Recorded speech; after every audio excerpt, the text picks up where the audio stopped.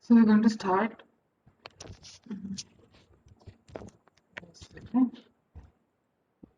Just share my screen.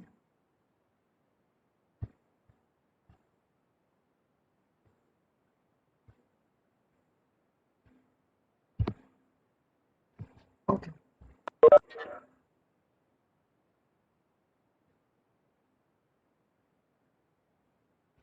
Let's begin. So we started last time with quibbling, right? And I was telling you about how it's a feminist narrative. So we'll come to the discussion of every aspect of this narrative slowly. So the first thing that I was trying to tell you about was that quibbling, according to, let's just try to go full screen and. So this is what I was trying to tell you, that quibbling by Carolyn Weir is also a feminist narrative. As much as it's a feminist narrative, it's also very salacious narrative. Salacious in the way of remember how we talked about how Patchwork Girl was supposed to be a narrative which brought a lot of it brought together composite women of composite image of women in the 18th century. So quibbling on the other hand doesn't try to present us with a composite image. It actually wants you to educate yourself with about feminism, about the kind of things that Carolyn Weir is talking about. So she doesn't do a lot of hand holding. She doesn't do a lot of spoon feeding for on the part of the author. She lets the reader find his or her own way through the narrative, right? So this is why it's a feminist narrative, also salacious in the way that it adds a lot of stories, a lot of other not how would you say, not considered very decent topics inside of stories, right? So there are a lot of dispersed narratives and there are many characters. Compare this to another feminist narrative, which is Patchwork Girl. So in Patchwork Girl there is one protagonist who tries different identities and then leaves these identities as and when she wants. Here, this is not the case. Here, there are many different characters, many different narratives which are going on, and then there is one character who's writing a book about other characters. So those characters, the characters of the novel that he's writing inside the novel, inside the narrative. So those characters also form. They are also added to the list of the original characters, right? So there are a lot of different characters. There are a lot of different narratives. Quibbling is not feminist in the way that Patchwork Girl is feminist. Both of them are in different ways feminist, but you'll have to maybe compare and contrast them, or for your answers anything. So this is why I am also comparing them.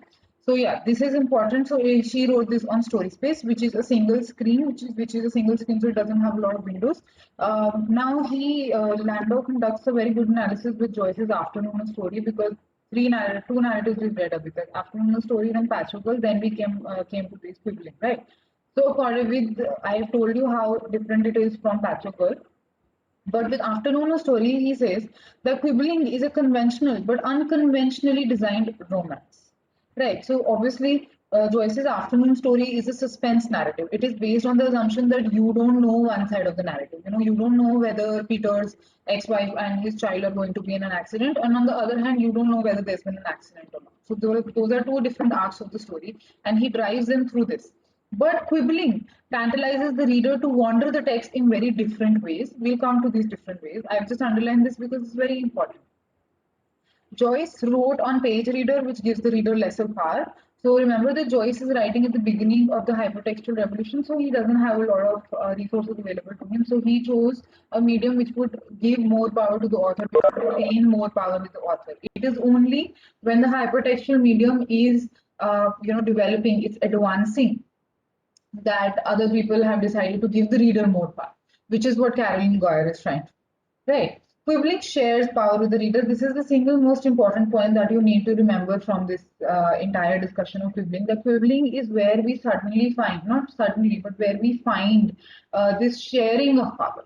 The reader is not taking away the author's power. The reader is not trying to negotiate with the author. The author is willingly, voluntarily giving away his power, or her power in this case, to the reader, to let the reader decide what the reader wants to do, where the reader wants to go.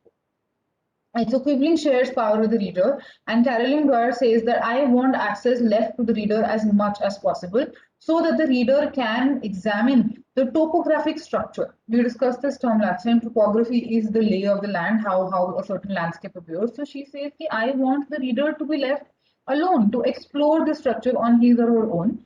And this exploration will then reward the reader with more stories. So remember this explanation will reward the reader with more stories, because we come to this bit about how the reader should be left alone to explore everything. And on the basis of the exploration, how energetic that exploration is, how fervently he explores the entire narrative, he should be rewarded. So we'll come to this discussion in the next section. But for now, she says, I want access left to the reader as much as possible. Then she says ki I also realize, matlab, she also realizes there is some problem, if you give too much control, if you give people too much choice, then that is also a moot point. That also becomes redundant in its own way, because when somebody has a lot of choice, it becomes very difficult to decide what to do. Right, if you go to a supermarket and if you see so many products of one similar kind, if it's toothpaste or biscuits on the shelves, so it becomes very difficult to decide which one do you want. Even if you came with a certain idea, okay, I want this kind of toothpaste or these kinds of biscuits, it becomes very difficult to decide which one to pick, and you waste a lot of time deciding. So she also realizes this, that a lot of times she says the excessive linkage might have a lot of detrimental effects rather than creating a web or a network of links like she wanted to create. But at the same time, she says that though excessive linkage can be seen as an insult and more directive, in the sense that it is more authorial in a way, that it is directing readers. She says this is a very paradoxical statement, but it is true that if you give them a lot of choice, like she says if you give them a lot of links, what happens is that it seems that you are directing them towards some kind of alternative. Now what kind of alternative that is, we are not sure, but it seems like the author still has a lot of power. She doesn't want it to seem that way, but she says but sometimes I cannot bring myself to make the physical links necessary for writing. So she says that I cannot bring myself to link objects or characters or their stories together, which is why her narrative is a narrative of dispersed narratives, right? So she writes in these small microcosms of narratives, small worlds of narratives that she bridges together, and she says, I just cannot bring myself to link these different narratives together. So again, compare it to your understanding of how pre-hypertext fiction works. In pre-hypertext fiction, if you do not connect your characters together, right? If you're writing a novel and your characters are not connected, your narrative is not connected, your scene and setting are not connected, there is no cohesive plot, then that is a failure of the pre-hypertext narrative. In this case, excessive linkage might be present. There might be a lot of choices, but that those choices do not define a failure. Okay, hypertext celebrates dispersion. Hypertext celebrates these small worlds of narratives developed without any connection to each other. This is a very important difference, and please add it to your notes. That pre-hypertext fiction is, built on cohesiveness because it's a linear narrative. But because hypertext narratives are multilinear, therefore they celebrate dispersion. They are okay with that. They do not consider that as a failure of narrative, right? So now we come to qualities of a reader, which is just brushed upon in this section, but we'll discuss them in detail in the next section. But for now, we know, and we've been discussing this, that readers are reader authors. Readers are, they are involved in the narrative as much as the author. So in that way, readers are not passive readers ki bas book le liya and usko pad rahe hain. So that is not how hypertext fiction works. That is how pre-hypertext fiction works. So in hypertext fiction, you need an active reader, not only a reader who's responsive or attentive, because when you're reading pre-hypertext, you're responding to the text, you're attentive to the text, you remember names of people, you remember things that happened to them. Sometimes if you're reading a detective novel, you might go back and forth, trying to find out, oh, I saw this scene somewhere, I think I know what is going to happen here. So you try to do that, but with here in this hypertextual fiction, we need an active reader who is also creating meaning. So responsiveness and attentiveness are not the only two things which are required. You also need to be actively involved within the text. Right. Finally, she makes this very, I will not say weird, but I will call it a strange argument, where she says that hypertextual narratives are actually a form of feminine. narratives. So hypertextual narratives are intrinsically feminine. So let's go through this argument. I don't agree with this, but let's go through it, and I'd like to listen to what you guys think. Hypertext is a feminist model of writing, she says. Why? Because it is an intrinsically collaborative form, because reader authors are collaborating together. So, because it's collaborative, therefore it's a feminine narrative somehow. Geyer says that women prefer decentered contexts, which I agree with, because they have been denied personal authority. Hypertext form is thus a fuller, more balanced process than simple rational linearity. This is something which makes a slight bit of sense, because she says that because women have been sidelined by binaries for so long, because we have always stayed on the periphery. So you must know about Derrida's binary concept. Now, there is a center and there is a periphery. So men have always been at the center of the narrative and women have always been at the periphery. Because women have been at the periphery, they want to see the center deconstructed. They want to see the center destroyed.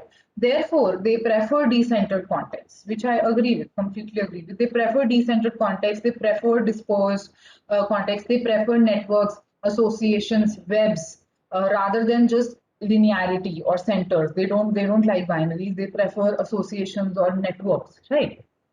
So they like decentered context because they have been denied personal authority. And yes, hypertextual form, because it uses networks and associations and webs of links, right, and narratives much more than just linearity. Therefore, hypertext can be a feminine or a feminist model of writing. But Diane Greco, she sees that Geyer sees hypertext as an embodiment of the feminine virtues of intuition, attentiveness, and care. Plus, she also considers this a non-linear form of expression, which is true. And she says the Geyer thinks that it has an ethic of care embedded in it. Hypertextuality has an ethic of care inside it that is intuitive, complicated, and detailed. Therefore, she says that Geyer is right in thinking that hypertextual form is a female form, but not all hypertexts are feminist or feminine or female. Right. Some hypertextual forms might be. So, for example, if you're looking at Patchwork Girl, if you're looking at Quibbling, if you, to some extent, even if you're looking at Joyce, these three narratives that we've studied, they do seem feminist in some ways, to different degrees in all of these narratives, in different ways in all of these narratives. But to say that every hypertext fiction is a feminist narrative, or to brand some kind of form of writing as completely as a feminist or anti-feminist, is to say that it's to claim a lot, and those claims are completely unsubstantiated, right? So not all hypertexts are feminist. Some are also violent. They're somehow all they're also fragmented. They might have ruptures. They might talk about the breaking of experience. They might talk about different things when they're talking about ruptures or they're talking about breaks in experience. When these things are breaking up, then they're not really talking about collaboration. They're not really talking about an ethic of care. They are not really looking at attentiveness. They don't display intuition. In those cases, those narratives are not feminist. Since those narratives are not feminist, it is understandable that the hypertext form being used by the authors of those narratives is not being used in a feminist way, right? So therefore we can't say that intrinsically hypertextual form is a feminine form. But no form, therefore, is essentially feminine or feminist. So if I come and tell you that, the form of essays have been written by men for such a long time, so essays are, a masculine form, or that poetry is a feminine form because it is talking about decentering, there is no, set structure, so therefore poets are usually female. Those would be generalizations and unsubstantiated generalizations, that completely false statements. So therefore, no one form can be a feminine form or a masculine form, or a gender neutral form. This kind of generalization does not work. It is only how we use that form, right? It is only when we use that form in a certain way that it comes to reflect the matter that is being written in that form. Right. So quibbling, finally, we will discuss this. We will conclude with this. That quibbling is a non-Aristotelian networked cluster of stories, moods, and narrative fragments. Non-Aristotelian, we've gone over this. Network, obviously, because we prefer hypertextuality prefers networks over binaries. Clusters of stories, moods, and narrative fragments that show her. Her here is Carolyn Weir. Her beliefs about female writings, and therefore it has an open montage textuality. So for Carol Dwyer, yes, she uses hypertextuality as a feminist model of writing to create quibbling, and that is it. But never will you hear me ever say that hypertextuality or hypertext form is essentially feminine or female or feminist. Right. So, does anybody have any questions till this point? Any kind of comment that you would like to make on the feminist model or anything?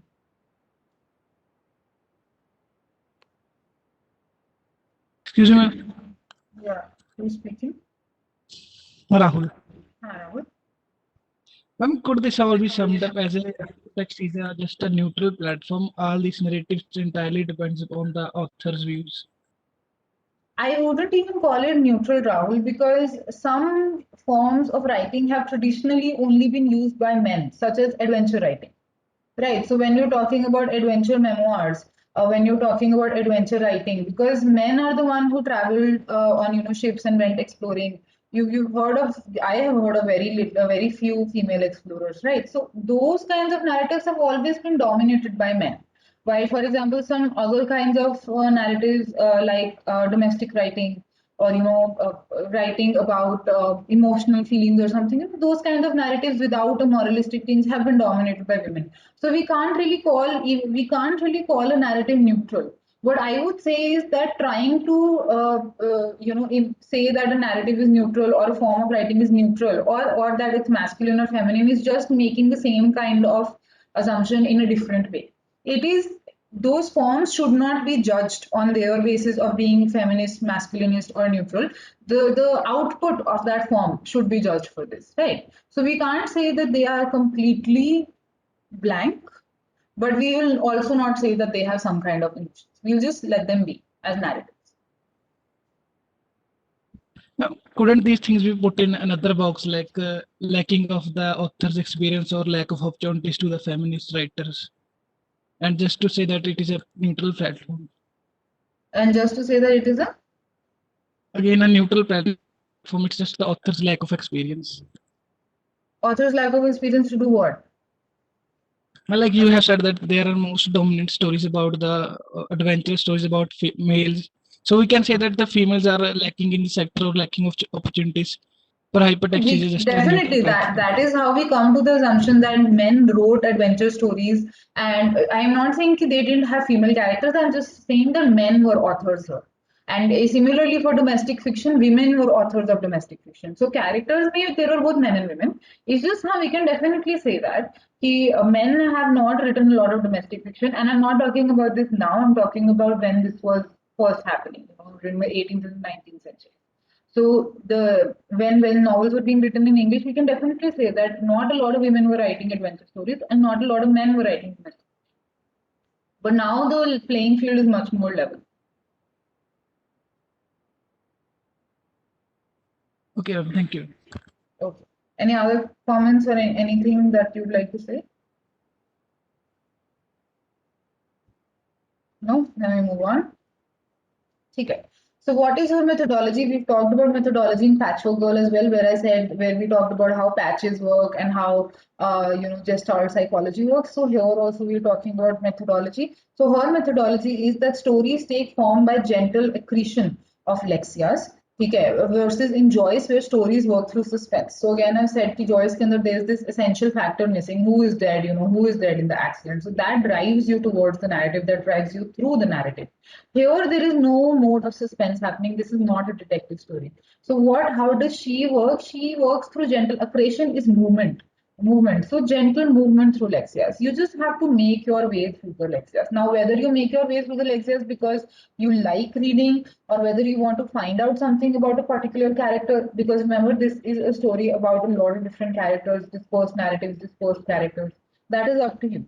But in doing this, she creates a far more networked narrative than Joyce. Yeah, far more networked narrative than Joyce. This is actually a network narrative because in Joyce you only had two strands. It was multilinear, but again limitedly. Right here, it is truly multilinear, truly networked. This is the second point that you must remember about this. And she describes her narrative as a lake with many coves, as I saw. Coves are small pools of water that collect around the lake especially when a lake is around a cliff, so around a rocky surface, there are small pools of water that collect. So she says that I envisioned my narrative in that. Now, what is a rhizome? We've discussed quibbling as a feminist narrative. Okay. We've not discussed it as a rhizome narrative. So, what is a rhizome? Rhizome, I have a picture here. So, like a ginger is a rhizome. Okay. How is it a rhizome? Because all these parts, different parts of the ginger can be used to, I don't know, grow another plant, or at least shoots will erupt out of it. So, like ginger is supposed to be a rhizomatic plant. I think to some extent potatoes might also be, I'm not sure. So you look this up. Rhizome was conceptualized as a theoretical concept, not the ginger plant. So it was conceptualized as a theoretical concept by Deleuze and Guattari in the 1980s. They said, so these are the writers of 1,000 Plateaus, and Landau also mentions plateaus in this right in this section. So you look that up if you want to. Mm, The point here is that rhizome is an alternative to the epistemological rationality of the West. So, what is epistemology? Epistemology is the study of knowledge, right? So, the way that the West has conceptualized knowledge, and remember, the 1980s is also the time of the deconstructionist movement. So, the way that they have conceptualized knowledge is linearity. The way we study history, इसके ऊपर हम बात कर चुके हैं पहले ये आया फिर ये आया फिर ये आया. This age happened, then this age happened, then this age happened. So, according to Deleuze and Guattari, there is another way of looking at history, another way of looking at literature, which is based on the plant rhizome, where the renewal proceeds autopoetically. Autopoetically, again, I've talked about poetry. So, poetry, the root word of poetry, the root word of poet comes from poiesis, like the Greek word of poiesis, and poiesis means making. So, poetry is the art of creation. Autopoetically is the art of auto creation. Creation left on autopilot. So if you have a plant like ginger, so according to, not according to, this in nature. So if you have a plant of if you have a ginger plant, I'm not talking कि अपने ऐसे kitchen में जाके अदरक लेकर आओ, but like if you actually view a ginger plant, what will happen is that there will be new nodes on that plant at every point. So the plant is itself creating itself. There are no trees or anything which are being used to create the process, which are being used to create new plants. It consists of new nodes every time which are born from old nodes, and the old nodes are going to start decomposing, decaying, and then the new nodes they're going to start forming, right? So for Deleuze and Guattari, so this is the biological thing. What you need to botanical thing. What you need to remember is what Deleuze and Guattari said about this. So Deleuze and Guattari say that it allows for multiplicities. Again, if you've read any of the presentations, or if you've attended any of the initial classes that we held on hypertextuality. So there are some words which I've been saying continuously on a loop since then, which is that hypertext are multilinear, they have multiple narratives, they go in multiple directions. So everything comes with multiplicity. There's nothing singular about hypertext narratives. This is what we've been saying from the beginning. So rhizomes are also built in the same way, that rhizomes allow for multiplicities, they allow for various entry and exits, and keep marking these points off when you look for hypertext, because hypertexts are the same. They also have various entry and exits. They also have multiple narratives. They also exist in a non-hierarchical mode. They are tree-like in the sense that you go from one point and then you have so many different branches, so many different directions, and all those directions completely unpredictable. Right? So they are very different versus the root tree system. So in the root tree system, what happens is just think about a carrot, or think about a singular plant which has a single taproot kind of system. So you remember your basic biology classes in schools, so you had taproot and then you had fibrous roots. So a taproot system would be which would have a single taproot, and which would not have a lot of different branches, which would look for conclusion. This I have to edit. Which would look for conclusion, which would look for an original starting point, which would look for a beginning. But the tree-like system, which is the rhizomatic system, looks for an associative network. It does not look for any specific origin. It does not look for any specific ending. It only works through the middle. Yeah, this is the important thing here. And therefore, the concept of the rhizome ties in very well with the concept of the hypertext. Right. So here also, you have beginnings and endings for Callan and Guire are also like inventions that operate like navigational devices, milestones, or place markers. Right? For her, beginnings and endings don't really matter, just like they don't matter for any other hypertext author. Just like Landau has been insisting that beginnings and endings don't matter, and that hypertextuality creates its own kinds of beginnings, its own kind of ending. Right. So here, what Landau is trying to tell you is that when Caroline Guire writes quibbling as a rhizomatic narrative, she's actually just fleshing out, just concretizing the form of the hypertext narrative itself. So the hypertextual narrative has a lot in common with what Deleuze and Guattari thought of as the rhizomatic narrative. Right, so both of them have multiple endings and beginnings. Both of them follow a non-hierarchical structure, and neither one of them cares about beginnings or endings. They begin in the middle. Right. This is what we've been talking about hypertextuality, and this is what Landau says is being talked about by Caroline Guire when she's talking about quibbling. So, Deleuze and Guattari's rhizomatic narrative shifts attention to the constant transformations of one pole into another. It is important to see what happens between the poles. So, I'm going to talk about poles now. Poles here represents the two binaries, right? So, two binary forms, like male, female, center, periphery, any other kind of opposition that you can think of. So, in before deconstruction, when we're talking about structuralist writing or formalist writing, what we're basically looking at is a set of structures that exist as binaries, that exist in pairs. This is how mankind has traditionally thought. We've always thought of things like beginning, ending, in terms of opposites, or in terms of pairs, or in terms of two things coming together. When deconstruction comes, this binary is completely destroyed. So, not completely destroyed, they want to destroy it. We're still looking for ways to destroy it, but it has not been completely destroyed. So, the center periphery binary goes out of the window, the male female binary goes out of the window. Right. So, all of these binaries, they are being deconstructed. We are realizing for the first time in the deconstructionist era that we live our life between two poles. We are living between two poles and we do not see the world outside these two poles because everything that we think of is within these two binaries. When you come to hypertextual fiction, which is one of the best examples to realize deconstructionism or post-structuralism, so in these hypertextual narratives, what happens is due to the rhizomatic nature of these narratives. I'm not only talking about quibbling here, I'm talking about every hypertextual narrative that we've discussed. Due to the rhizomatic nature, the multiple nature of these narratives, what happens is that they don't really focus on the two poles anymore. There are no poles for them. What they bring your attention to is what is happening between these poles, what is happening right here in the middle. Right, in the middle again, not at the beginning, not at the ending, but in the middle. This is the concern that Landau wants to share with you guys, that hypertextual narratives are only concerned with the middle because they refuse to look at binaries. They refuse to acknowledge the power that binaries have held on us for so long. And in this way, they shift our attention. So his rhizomatic narrative or any hypertextual narrative shifts attention to the constant transformation of one pole into the other, the constant transformation of a beginning into an ending.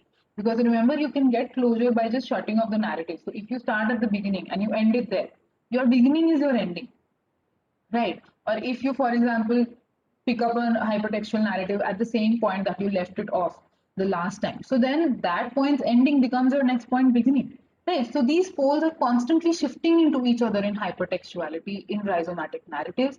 So this is what is very important. It is important to see what happens between these two poles, right? Any questions till this point? This is all we have to discuss. So for quibbling, you need to remember that it shares power with the reader. Then you also need to remember that no form is essentially a feminist form.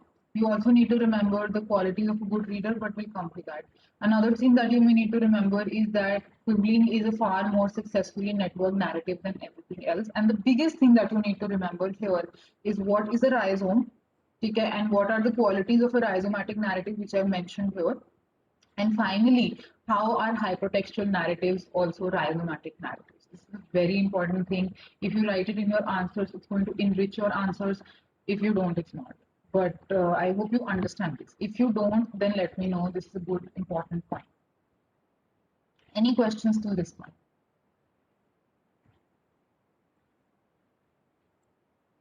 Can we say that in hypertext, mainly in this rhizomatic form, we have to see the relation between two alternative lexies instead of the extreme ones? Two alternative lexias instead of extreme ones. Do you mean adjacent lexias? Or I don't understand. Yes, ma'am. Okay, so you're saying that we must look at the narrative meaning of narrative between this lexia and this lexia, rather than this lexia and this lexia. That's what you're trying to say. Yes, ma'am. Like Okay. the associated ones within the neighborhood. Definitely. You can definitely say that. But again, when I'm talking about rhizomatic narratives, when I'm saying that they don't look at beginnings and endings, I'm not generally talking about lexias. I'm not making a comment on the content of that narrative. I'm making a comment on the general form of the hypertext, or the genre of the hypertext that we have it. Just like I would say that maybe romantic poetry or romantic poetry. The first generation romantics concentrated a lot on nature. So I'm not talking about the content of every poem written by Wordsworth or Coleridge or Shelley or anybody. So I'm not talking about. I'm just making a general comment. Ki romantic writers, yeah, they were focused on nature, or Victorian poets were focused on sexuality, or Enlightenment poets had an obsession with science. This is a general comment. Ki rhizomatic narratives are hypertextual narratives are rhizomatic narratives in that way. But to come to your question, ki, yes, we can definitely say that while we're looking at adjacent lexias, or even if we're looking at extreme lexias, we find the rhizomatic form in them. How? Because first of all, they do not go for the beginning end dynamic, they do not go for the binary of the beginning and end. And secondly, because they constantly tell us what is happening between the beginning and the end, which is the middle, because the lexias form overwhelmingly form the middle. They contribute to the middle. This is why if you look at adjacent or even for extreme lexias, you always find a rhizomatic narrative. Is this okay, Rahul? Yes, ma'am. Okay. Any other questions? I see Rahul is an engaged listener. Are you guys also engaged and listening? Because this is what we're coming to in the next section. Active engagement.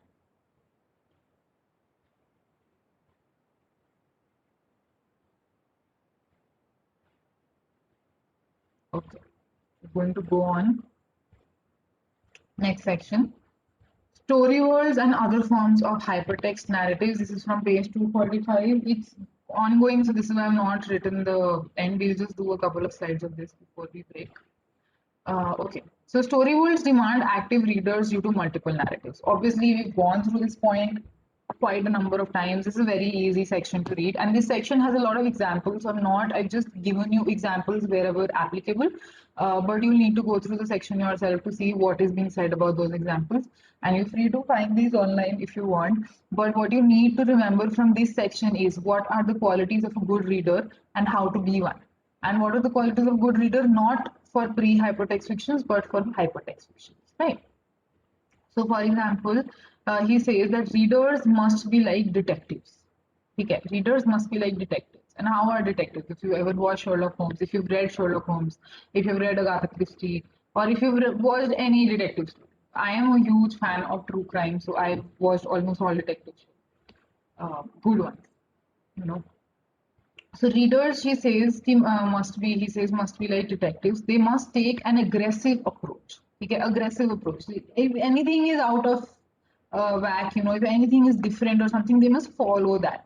Right? They must take an aggressive approach to interrogate, trespass in and investigate behind the scenes. To interrogate whatever lexias are available, to trespass beyond what is given to you, and investigate what is happening behind the scenes. So in any cop movie or in any police movie, you will have seen the police person or the main detective person, whoever is interrogating, is always going like, "Acha, iske piche kya hua hai?" And always going into places where they shouldn't be going, always going in the dead of the night, to break into houses or homes or offices to find more information. So that behind the scene energy should be there in a reader, for which they're suitably rewarded. If the reader is not active in this way, okay, if the reader is not active, if the reader is not like a detective, then one does not completely, fully experience what the hypertext has to offer. So here an example that he's given is Freak Show. So I suggest that you read it out. It's on 246, the entire this one huge paragraph called Freak Show, where he's basically explaining about this hypertext form, and he's saying that Freak Show basically has a lot of hidden clues in it. So this kind of aggression might not be applicable to every hypertextual narrative you read, because, for example, if there are only three links on the page, then there are only three links on the page. But on Freak Show, what happens is that there are hidden clues, there are hidden links. Only if you click on a certain page will it take you to another completely separate, different set of links, which will give you a secret way into another kind of narrative. So it's full of secrets. So only where there are secrets can you access those secrets. But at the same time, the reader must have an aggressive approach. This is a common principle when it comes to hypertextuality. Right? How aggressive you need to be depends on how many secrets the narrative has. When you're entering the when while entering the story, only the active, curious, and the intrusive reader is involved. So if you're just reading a hypertextual form like you read any pre-hypertext, or maybe like you're reading this essay, yeah, the hypertextual form is not going to reward you for that. You're not going to get the good narratives. You're going to miss out on a lot of juicy things that the narrative might have been telling you, right? But these stories might themselves have little of hypertextuality. So he's still continuing about Freak Show. So he says, in Freak Show, not every lexia is hypertextual in itself. Matlab, if you're looking at hypertextuality as multiple, or if you're looking at multidirectional hypertext or diverse, how we understand hypertextuality, so that hypertextuality is not visible in every lexia, but the entire experience, because it makes you so curious, it makes you so intrusive, and makes you obsessive in that way, because it makes you such an active reader. Therefore, it might be a hypertextual form, but these lexias are not very hypertextual in general. That is what he's saying. Because remember, the title is the other forms of hypertextual narratives. So after Joyce, after Shelley Jackson, after Poirot and Goyer, what are other people writing about? So this section is about that. Okay, now he says that the ideal reader, okay, now this is something which is applicable to all hypertextual narratives. So if you get a question on maybe how hypertextuality stimulates its readers, so this is what you need to be thinking about. That the ideal reader is obsessive and aggressive, intrusive, and also critic. He is a reader, he is a listener, he is also an author, right? So he says that usual stories, like the stories that we commonly read, augment reality in a different way. So what happens is that you read a pre-hypertextual story. I'm just um, going to click a picture. Okay, I'll do that. So he says the usual stories usually augment reality. They overlay fiction over established reality. So if you've ever been to any place that has augmented reality video, so you have a set of goggles which you put on your face, and and you have a set of headphones, and so you enter a completely different reality. If you ever played any of these games available at malls. So then you know what augmented reality is. Basically, it just uses the reality that you have in front of you and puts things on it. Like Pokemon Go was a good example of augmented reality. Right, so you had your reality in front of you, but you had Pokemons overlaying it. It's the usual stories. And what happens is that you have reality and you put something over it, and you watch that reality, you play with it, you enter it, and then you come out. Right, and then you come out, and what happens is that you bring the story with you.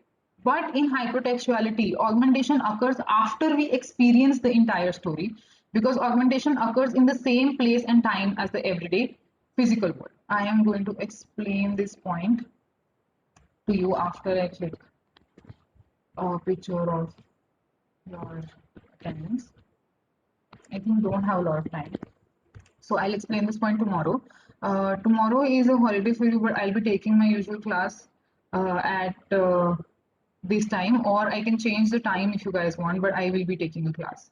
So do you want me to change the time, or is this time okay with you? 11:45 to 12:30. This time is fine. This time is fine. Any problems with time? कोई और किसी को कोई problem है? In the morning. Okay. If anybody has any problems, they can put it in the chat. In the morning. Ma'am, can we discuss and tell you the time like in announced? Okay, one person for timing later. Any other people for later times? Later Yes, time, ma'am. but not in the morning, please. Not in the morning. Yes, ma'am. Okay, so why Definitely don't not you in the guys do morning. this? Okay, all of you have your own vote. I am free anytime after 11 tomorrow. So you guys vote yourselves and then tell me. Okay? Okay, ma'am. Okay, ma'am. Okay, just put it on your class group, like your secret group, and then do it. Right? Okay, ma'am. Okay, thank you guys. Bye. Thank you, ma'am. Thank you. Thank you, ma'am. Thank you.